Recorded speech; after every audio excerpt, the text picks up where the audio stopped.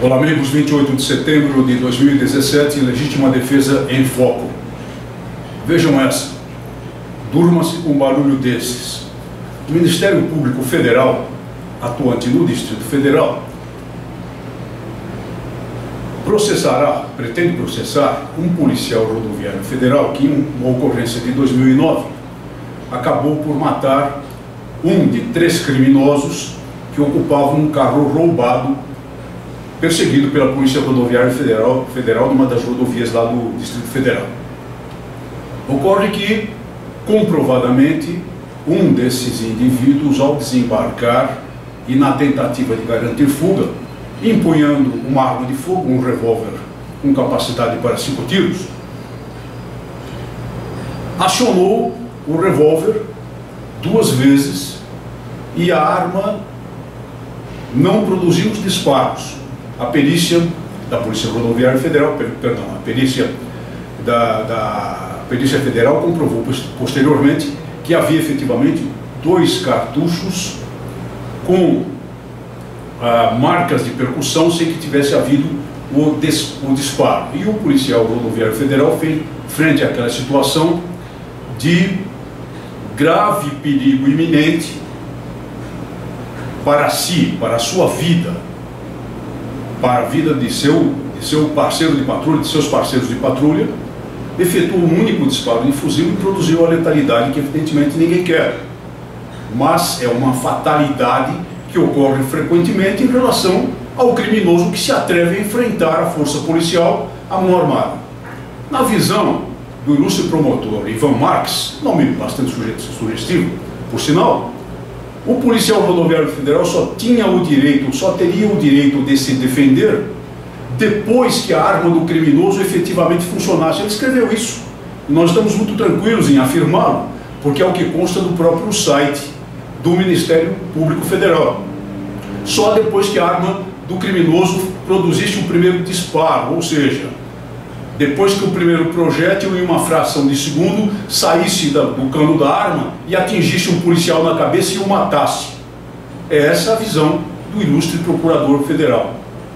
Parece que ele perdeu a aula sobre legítima defesa na escola de direito, porque no Brasil a legítima defesa é conceituada como utilizar moderadamente dos meios necessários para repelir uma agressão atual ou iminente. A lei é muito clara nesse sentido. A agressão não tem de ser atual, ela pode ser iminente a justificar o direito de legítima defesa, que é excludente de crime. Diz a lei, não há crime quando o agente pratica o fato em legítima defesa, entre outras hipóteses. A que nos interessa aqui é da legítima defesa. O procurador federal perdeu essa aula e vem esgrimir na sua denúncia com uma norma baixada pelo Ministério da Justiça a respeito do engajamento de policiais com emprego de arma de fogo, como se uma norma produzida pelo Ministério da Justiça pudesse substituir a própria lei penal. Isso é um absurdo, que só acontece mesmo num país que vive o que nós vivemos em matéria de pressão contra aqueles que defendem a lei, contra aqueles que correm grave risco de vida todo dia na defesa da sociedade e contra as pessoas em geral a quem é negado o direito de legítima defesa. Uma façanha contida num documento completamente desprezível de um procurador federal que esperamos a Justiça Federal vai rejeitar. Interessante uma nota de que o Exército Brasileiro, pelo Comando Logístico, no portal da Diretoria de Fiscalização de Produtos Controlados, publicou uma matéria muito boa, muito percussiente do nosso associado fundador e presidente do movimento Viva Brasil, Benê Barbosa, a respeito da liberação do calibre 9mm para militares e policiais. Isso não é uma coisa geral, é para militares e policiais e, obviamente, no que se refere aos atiradores desportivos, existe a regulamentação própria do Exército. Uma matéria muito correta, muito fundamentada do Benê Barbosa. Claro, nós procuramos propalar e divulgar pelos nossos canais. O que é interessante é que ela foi publicada no site do DFPC. Isso mostra uma certa disposição aparente das autoridades militares em oferecer espaço no próprio site militar às pessoas que têm uma visão diferente dos desarmamentistas que estão instalados nos gabinetes do poder e que são sustentados pelos milhões de euros e dólares do exterior para negar às pessoas o direito de legítima defesa.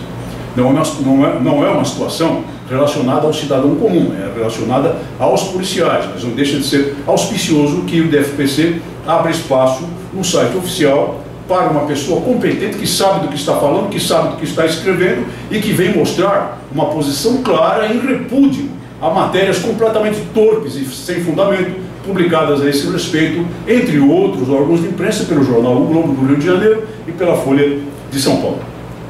E, senhoras e senhores, aquele projeto de lei do Senado, número 230 de 2014, que pretende tornar crime hediondo a posse e o porte de armas consideradas de uso restrito, consideradas restritas, que foi modificado na Câmara, conforme comentamos aqui, voltou ao Senado. E na Comissão de Constituição e Justiça recebeu um parecer, um voto que vai a plenário, rejeitando aquelas modificações da Câmara dos Deputados, que eram também perfumaria, mas melhoravam um pouquinho o projeto. Portanto, o que o plenário vai votar, e cuja tendência é de aprovação, é o projeto original de Marcelo Crivella, uma porcaria. Um projeto que não vamos repetir aqui os comentários, só serve para infernizar a vida de pessoas de bem, notadamente dos atiradores desportivos, expondo-os a risco de num pequeno deslize, por exemplo, em trânsito de sua residência para o local de competição, vir a ser encontrado com uma arma qualquer de calibre restrito, digamos uma pistola calibre 9mm e autuado em flagrante por crime hediondo.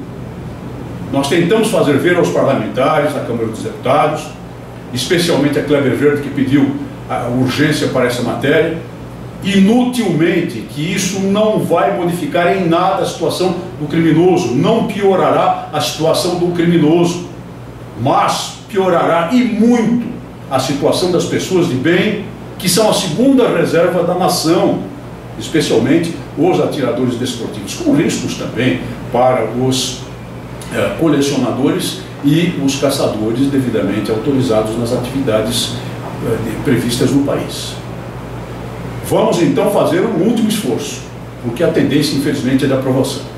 Este último esforço é lotar as caixas postais eletrônicas dos senadores da República com um texto mostrando, tentando fazer com que as consciências sejam despertadas para a realidade de que esse projeto só prejudica as pessoas comuns, só prejudica as pessoas de bem, notadamente, particularmente os atiradores desportivos.